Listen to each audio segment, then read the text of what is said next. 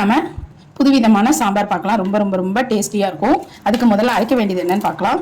காஞ்ச மிளகாய் சேர்த்துக்கலாம், கருவேப்பிலை சேர்த்துக்கலாம், இஞ்சி ஒரு துண்டு சேர்த்துக்கலாம், 2 துண்டு நசுக்குன பூண்டு சேர்த்துக்கலாம், பச்சை மிளகாய் சேர்த்துக்கலாம், ஒரு 15 விதை இருக்கும் மல்லி சேர்த்துக்கலாம், தனியா கொஞ்சமாக ஜீரகம் சேர்த்துக்கலாம், ஒரு 10 மிளகு சேர்த்துக்கலாம். இதை நம்ம பல்ஸ் மோட்டில் போட்டு எடுத்துகிட்டு வந்துடலாம்.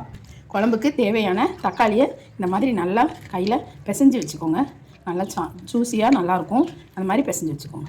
இப்போ நம்ம சாம்பார் தாளிச்சிடலாம். கடுகு போட்டுக்கலாம், கடலைப்பருப்பு போட்டுடலாம், கருவேப்பிலை சேர்த்துடலாம், கொஞ்சமாக பெருங்காயம் சேர்த்துக்கலாம், சின்ன வெங்காயம் போட்டுடலாம். நம்ம அரைச்சிருந்தோம் இல்லையா, அதையும் இதோட சேர்த்துக்கலாம். தேவையான அளவு கல் உப்பு சேர்த்துக்கலாம்.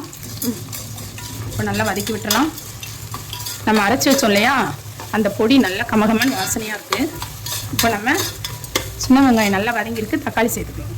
நம்ம கையில் நல்லா கரைச்சி வச்சிருந்தோம் இல்லையா, அந்த தக்காளி சேர்த்தாச்சு. இப்போ நம்ம சாம்பாருக்கு அவரைக்காய் சேர்த்துக்கலாம். ஒரு மாறுதலுக்காக நம்ம இந்த மாதிரி கத்திரிக்காய் நேராக கீறி நம்ம கத்திரிக்காய் சேர்த்துக்கலாம், உருளைக்கிழங்கு சேர்த்தலாம். இப்போ இது எல்லாத்தையும் நல்லா நம்ம கிளறி விட்டுறலாம். காய் நல்லா வேகட்டும், நாம் மூடி போட்டுடலாம். இப்போ காய் நல்லா வெந்திருக்கு. இதோட நாம் சாம்பார் பொடி சேர்த்துடலாம். சாம்பாருக்கு தேவையான புளி கரைச்சல் சேர்த்துடலாம். இப்போ இது நல்லா கொதிக்கட்டும். நம்ம இது நல்லா கொதித்த உடனே பருப்பு ஊற்றிடலாம். இதோட சாம்பார் பொடி காய்கறி எல்லாம் கலந்து நல்லா வேகட்டும், மூடி போட்டுடலாம். இப்போ நம்ம ஃப்ரெஷ்ஷான கொத்தமல்லி கொஞ்சம் போட்டிருக்கோம், அதை கிண்டி விட்டுடலாம். வேக வச்ச பருப்பு சேர்த்துக்கலாம். அதாவது 3/4 பங்கு துவரம் பருப்பும் 1/4 பங்கு சிறு பருப்பும் மஞ்சத்தூள் பெருங்காயம் போட்டு வேக வச்சுருக்கோம். அந்த பருப்பை இதோட சேர்த்துக்கலாம். இதை பருப்பு சேர்த்து வச்சுப்போம். இதை நல்லா கலந்து விட்டுடலாம். சூப்பரான சாம்பார் கமகமன்னு ரெடி ஆகிடுச்சு.